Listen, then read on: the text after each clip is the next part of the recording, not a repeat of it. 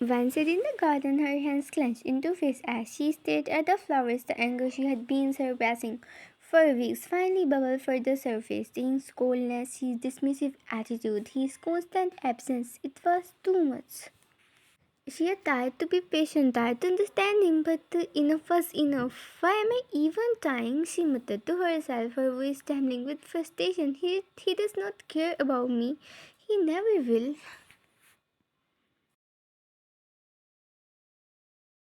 She had always been the one reaching out, the one trying to bridge the gap between them, but no more. If Ting wanted to keep her at arm's length, then so be it. She would not beg for his attention anymore.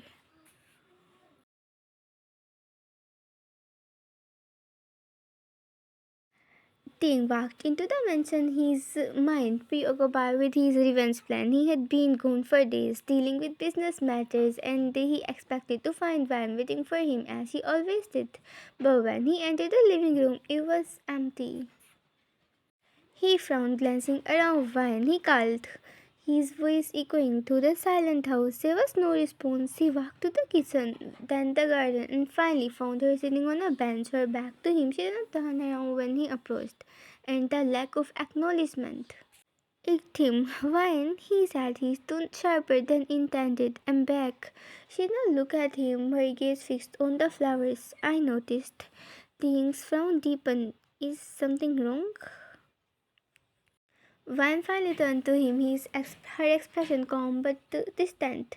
No, everything is fine. Her tone was polite, but there was a coldness in her eyes that made Ting uneasy. He was not used to this.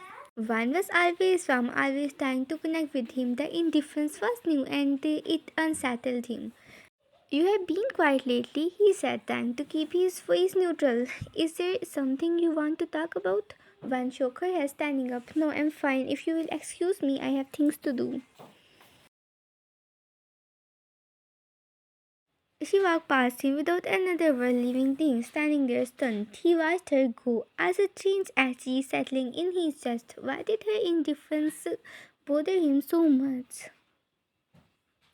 Over the next few days, Van kept her distance. She no longer waited for him in the living room, no longer brought him tea, no longer tried to engage him in conversation. She was polite but distant, and Ting found himself missing the warmth she had always shown him. One evening, he sat in his study staring at the documents on his desk. His mind kept drifting to Vine, her smile, her laughter, the way she had always tried to reach out to him. He had taken her for granted, and now that she was pulling away, he realized how much he had come to rely on her presence. Why does this bother me so much? He muttered, running a hand through his hair. She's just a pawn in my plan, nothing more. But even as he said the words, he knew they were a lie. Vine had become more than just a pawn. She had become a part of his life. And her absence left a void he had not expected. One night, Ting could not take it anymore. He found Vine in the garden, sitting under the moonlight. She looked up when he approached, her expression calm but distant. Vine, he said, his voice softer than usual. We need to talk. She raised an eyebrow. About what? Ting hesitated, his usual confidence flattening. About us. You have been distant lately. Is something wrong? Vi looked at him, her eyes filled with a mixture of sadness and frustration. You really don't get it, do you? Ting frowned. Get what? You have been cold, distant, and rude to me since the day we got married.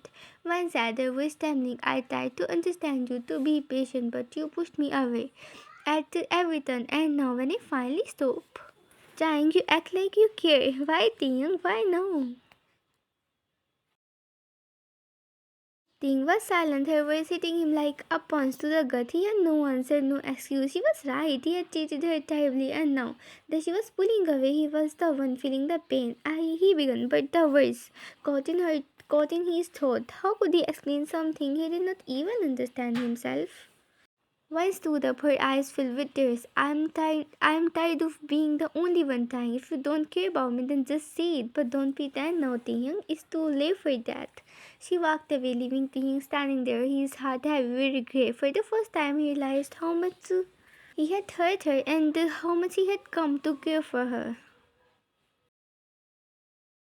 That night, Taehyung sat alone in his study, a glass of whiskey in his hand. His mind was a whirlwind of emotion, anger, regret, and something he had not felt in years, vulnerability.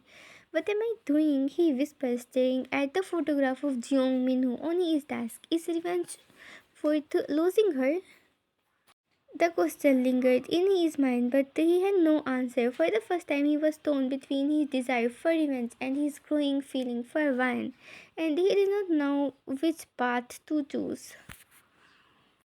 To be continued.